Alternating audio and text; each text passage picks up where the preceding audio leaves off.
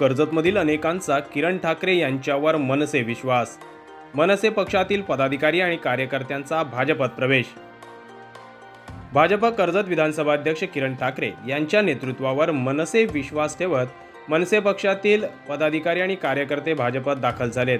शहरातील तरुणांनी आता भाजपची वाट धरली आहे.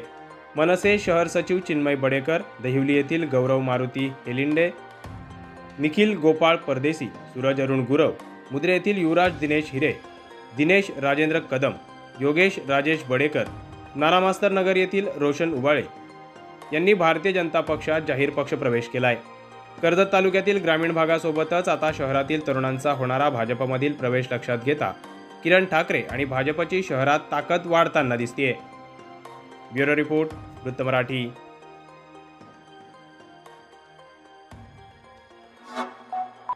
Like, comment, share and subscribe.